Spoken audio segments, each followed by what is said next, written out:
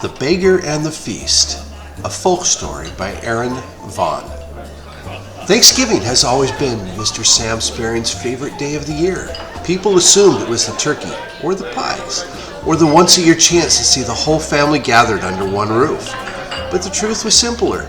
He loved the noise. Not the harsh kind, but the warm, familial hum of laughter tumbling from room to room, dishes chattering, children arguing over crescent rolls, and old stories being told for the 40th time. It was the noise of home overflowing with life. Sam sat at the head of the long wooden table like a pleasantly grumpy patriarch, carving the turkey as if it were a performance he'd rehearsed for months. His children teased him, his grandchildren giggled, and the house felt as if it were breathing, alive with good food, full hearts, and the comfort of belonging. Ellen, his wife of over 30 years, moved with practiced grace, refilling plates before anyone noticed they were empty and smoothing napkins with the touch of someone who had spent a lifetime caring for others. After dessert, 3 pies and a mountain of whipped cream, the family slowly drifted into the living room, where football played in the background and the children curled into sleepy bundles. Ellen retreated to the kitchen to perform the final Thanksgiving ritual. She gathered leftovers and built Sam treasured sandwich, turkey layered with precision, stuffing stacked in firmly, cranberry sauce added for brightness, and just enough gravy to warm the soul. She wrapped it carefully in wax paper and wrote on the front, in thick black letters, "For Sam, hands off." Sam watched her from the hallway, arms folded over his chest, a warmth in his eyes he'd never admit to. When the last dish was washed and the house finally quieted, Ellen placed the sandwich in the fridge. Morning arrived far earlier than anyone wanted, dragging with it the cold, gray light of Black Friday. Sam bundled himself in his coat, grabbed his lunch bag, and paused as Ellen touched his cheek. "Be kind today," she whispered. He promised he would. He always meant it, even if the world sometimes made it difficult. The air outside cut sharply against his face as he walked towards Sperring's corner market. The streets were already alive with hurried footsteps, blinking sale signs, and people chasing discounts as though gratitude has an expiration date. Sam shook his head at the chaos. The bell above the shop door jingled its weary greeting as it stepped inside and turned on the flickering lights. Customers rushed in before he could even unlock the register. One demanded to know why he didn't open earlier. Another asked if he would price match a toaster someone else had already purchased. A teenager complained that he didn't sell video games, as if that were a personal insult.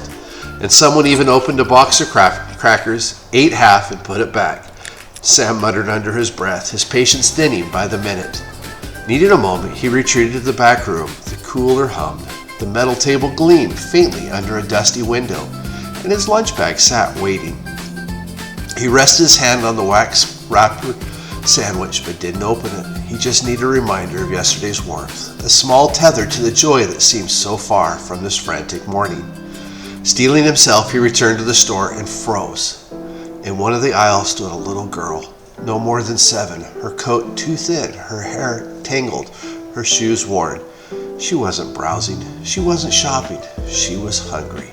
Sam watched as her trembling fingers reached for a small bag of chips, hesitated, and slipped it quietly into her pocket. His instinct rose. No one stole from Sperring's corner market. But then he saw her eyes. They weren't mischievous or defiant. They were frightened, tired, and impossibly young. Through the frosted windows, he spotted a woman outside, the girl's mother, thin coat wrapped around her, watching anxiously as if she were too ashamed to enter the store. In their faces, Sam saw something unexpected. He saw his own daughter, his own granddaughter, reflected back at him. A quiet question rose inside him, painful and clear. If this were my family, what would I want someone else to do? He stepped toward the girl, placed a gentle hand on her shoulder, and nodded toward the back room. She stiffened with fear, but followed. Her mother stepped inside slowly, eyes lowered, expecting punishment. Instead, Sam walked to the metal table and carefully unwrapped his cherished Thanksgiving sandwich. Steam rose from the bread, carrying the scent of home and warmth. The girl's eyes widened, her mother's filled with tears. Sam cut the sandwich in half, placing one portion before the child and one before her mother. No words, just quiet, unspoken permission. The girl took a tiny bite, tentative, almost afraid it might be taken away, and then another, and another. Hunger replaced caution. Her mother ate, slowly, reverently, as though each bite carried more emotion than flavor. As they ate, the mother began to speak, hesitant at first, and then with growing honesty. She told them about losing her job, about the father who had left and never returned, about living in their car until it broke down, about sleeping in shelters when they could, about skipping her own meals so her daughter could have hers. Today, she said, shame breaking her voice, she had finally failed to hide their hunger. Sam listened, really listened. He thought of his family, his daughter safe, his granddaughter warmth, and felt a weight in his chest he had no words for.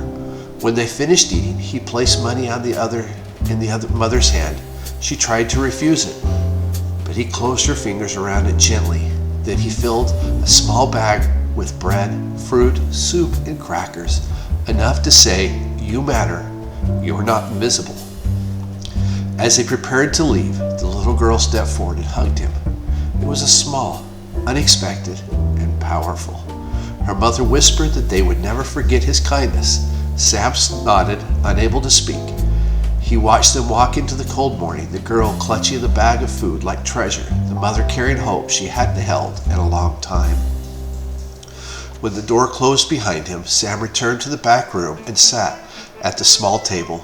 The empty wax paper lay before him, the faint aroma of Thanksgiving still lingering. For the first time all day, he felt truly thankful, not for the feast he had kept, but for the one he had given.